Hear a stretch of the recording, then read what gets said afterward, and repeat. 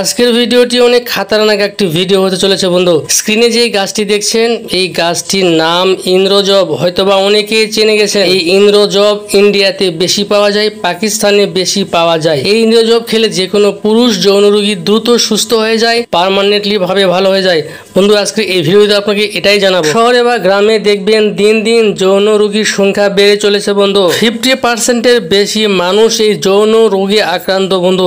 এই যৌন রোগ এতটাই ভয়ঙ্কর এবং এতটাই বিপজ্জনক একটি রোগ। এবার বলি এই যৌন রোগ কেন হয়ে থাকে। বিশেষ করে বলতে চাই যে পুষ্টির অভাবজনিত কারণে যৌন রোগ হতে পারে। এছাড়া এই পুষ্টি ঘাটতির কারণে শরীরে নানান রোগের জন্ম দেয়। এছাড়া মেহরোগ, আমাশা এসব সংক্রামক রোগ থেকেই এই যৌন রোগের জন্ম হয়ে থাকে। এই ইন্দ্রজবের বীজই খেলে একটা পুরুষ যৌন রোগী স্থায়ীভাবে সেরে যায়, পার্মানেন্টলি ভাবে তার রোগ সেরে যায় যদি সঠিক নিয়মে খেতে পারেন। এই ইন্দ্রজব যদি আপনি বেশি না একটা মাস কন্টিনিউ করতে পারেন, দেখবেন আপনার যৌন রোগ থাকবে না। আপনার যদি স্ত্রী থাকে তাহলে স্ত্রী বিপদে পড়ে যায় বন্ধু। জটিল পুরনো যৌন রোগ থেকে মুক্তি পেতে এই ইন্দ্রজব যেভাবে সেবন করবেন, সকালে খাবার আগে হাফ চামচ চাবিয়ে খেয়ে ঠান্ডা পানি খাবেন, রাতে খাবার আগে হাফ চামচ ইন্দ্রজব মুখে দিয়ে চাবিয়ে খেয়ে ঠান্ডা পানি খাবেন। এভাবে কন্টিনিউ যদি একটা মাস সেবন করতে পারেন, আমি চ্যালেঞ্জ করে বলবো যে আপনার স্ত্রী বিপদে পড়ে যাবে। দীর্ঘ সময় ধরে যৌন মিলন করার খুব পাওয়ারফুল একটি ভেষজ এবং যৌন রোগ থেকে মুক্তি লাভ করার জন্য বেস্ট একটি উপাদান। আজকের ভিডিওটি এ পর্যন্তই। সবাই ভালো থাকবেন। আল্লাহ হাফেজ।